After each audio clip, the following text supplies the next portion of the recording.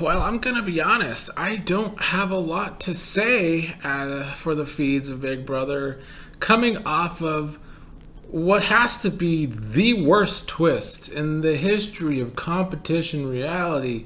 The arguments can easily be made that it was the worst twist of all time. Completely stopping the game for a week when you have live feeds, it hurts momentum in so many different ways. For the people that are hooked on live feeds and watching all the time, I think that week turned a lot of people off. Even for people like myself, who was already bored the week before, making it even more boring. Not really understanding why they went in that direction still. I will never understand how this was the idea, but I've been saying for years that I will never understand how the producers of this show still have a job in the first place. So we went through an entire week with no game, only for it to be this challenge for Cam to easily get back into the game. A lame challenge where he just has to get one ball in 3 minutes.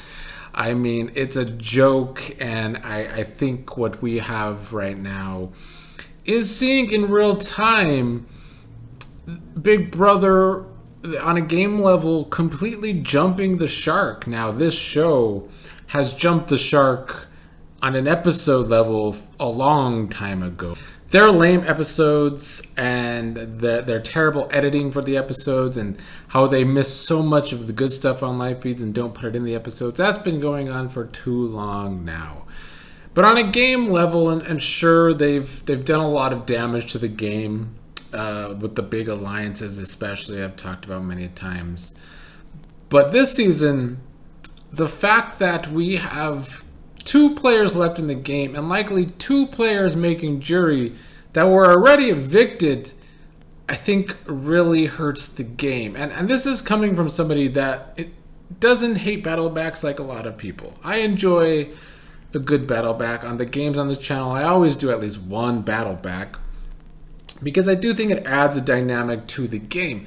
But you see, this season, because Big Brother is already such a broken game with unanimous votes, the 2 players evicted were voted out unanimously. So we have 2 players in this game that have 20 votes against them in the season combined, yet they're still there. I think it's a joke. To me, it is a joke, and it really makes the game seem so broken to me. Like, the consequences of what they did with this season, with this twist and the other twist, which was unnecessary, just Jay gets evicted and then he's still in the game. I think it really makes the game seem kind of pointless, and I think that is a pretty bad thing going forward. So yeah, I hated the twist, and to say I am not invested would be an understatement, but let's talk about it a little bit. So Cam, of course, won HOH after getting back to the game, and I think it's what production wanted all along. All of these conspiracy theories that this season it's set up for Suri and Jared to win. It's rigged. I mean, I think it's clearly never was. All these excuses all the time, only for it to be rigged for Cameron. And once again, this is coming from somebody who doesn't hate Cameron like a lot of people have shown to hate Cameron. But I think it speaks for itself that production has tried their hardest to keep him in the game. And I understand why, because they casted a cast that is pretty boring, at least the people that are left. Getting rid of Heisem and Izzy so early in this game hurt this season so badly. The feeds will never recover for the rest of the season, to say the least. And the fact that we still have like 6 weeks left, it's going to be a yawner. Now, for the past week, Cameron's been having some bigger picture, or at least that's what he was talking about to Jared a lot. And the last time he was HOH, he did have a bigger picture with the backdooring of, well, he wanted to backdoor Suri at that point. He didn't get to because the veto wasn't used, so it ended up being Izzy versus Felicia. And then he helped turn the house against Izzy. He was doing some damage. Like, he kind of got things rolling that day when he told Felicia that she was going home, and Felicia went around the house and things started to change, and Corey made the major mistake of flipping the house for America. And much like most people this season, at that point in time, and I called it then, that's when Corey made the game harder for himself going forward. You know, he flipped on an alliance where he would have had an easier shot at winning challenges against them. And now he has Jag and Matt and Cameron all left in the game.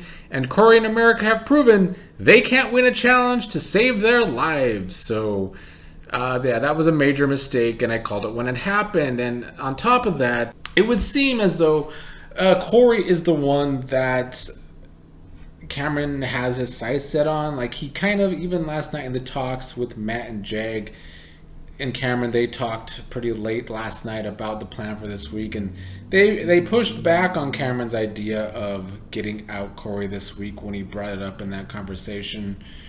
But I still think that is what Cameron wants to do low-key. Now, we've seen two different Camerons in HOH. There was the Cameron that played it safe, and then that kind of fell apart on him soon after that. And there was a Cameron that took a big shot, and that also fell apart on him. So we'll see what Cameron does this time. He is a player that holds his cards really close to his chest, but he has nominated Felicia and Mimi, with Felicia being the target. And I do think he wants Felicia out of the game, but I don't know if somebody comes down, if Corey is his other option. I mean, that's what everything points to it being, so I wouldn't be surprised of that if it is, because he's not totally on board with this Jag and Matt alliance. He told Bowie that they can't stay too close to Jag and Matt because they are competitors, so Cameron's not totally in on that trio, even though he has told them the most information so far over the past day of Cameron being HOH. Earlier tonight, we learned on feeds that Matt seems to give Blue more information than he gives Jag, because I don't think Matt is totally on board with all of Jag's ideas, and that's because Jag has chained himself to a showmance like the idiot that Jag is. He wants to attach himself to Corey in America. He is very gung-ho about that trio, and I don't think Matt is. I think Matt would easily be okay with Corey being backdoored or just put on the block as a renom this go round. And I also think that Matt kind of likes strategizing with Blue because they try and play a similar game. You know, Blue's conversation with Cam today didn't go very well because Blue was a little too honest with him, and I mean, saying to his face that she doesn't really like him. But I think that feeling is mutual between Cam and Blue. Blue has a lot of good ideas. I like that she goes over those ideas in her head a lot lately. Her execution today wasn't very good with Cameron, but I still like that Blue tries different things. And I think that Blue and Matt have that in common, where they try and play all angles and they try and have relationships throughout the house, and I think that is smart. Now, in this season, everybody throws everybody under the bus and says too much, so it's kind of hard to play that way. But I appreciate that they try and play that way, whereas Jag, he will talk in circles and be terrible feeds. He's awful feeds. He's just, I mean, listening to Jag, I think you can watch so many better things than watching Jag on feeds, because it is an abomination listening to Jag on feeds. He talks in circles and he acts like he wants to play all angles, but he never really does, because he's dumb and he sucks. But that's all I have to say. I mean, that's where we stand right now. It's a Cameron HOH. I think I'm really not into the game right now, being 100% honest, because last week was just bad. It was boring. It was a horrible twist. It was unnecessary, and it already came after a week where I was bored with the game in general, and then you give us an even more boring week, and now Cam's the HOH again, and he can make for good TV if he tries and does something crazy again. But I also get the sense that he kind of wants to play it safe this week, and he wants somebody else to take a shot at Corey in America. I did like that Felicia allegedly told him that America's going around the house saying Cam's after her, and people get mad at Felicia. People are always mad at Cam. You know, America can never be the problem, even though she is the problem. She wants to have her cake and eat it too. She does still flirt with Cam. That's her game, yes. But on the other hand, she wants to let Cam know that she really wants Corey.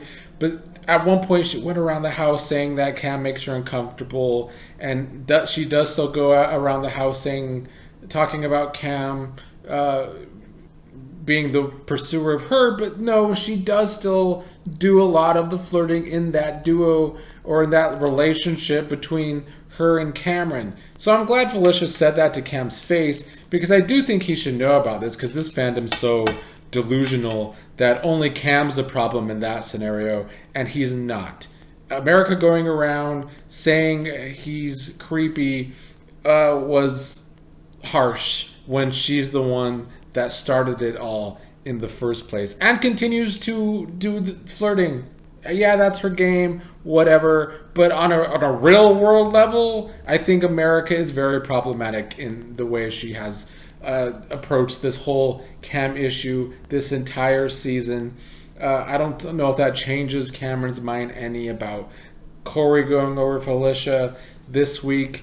Honestly, no matter what Cameron does this week, I don't care. I don't care.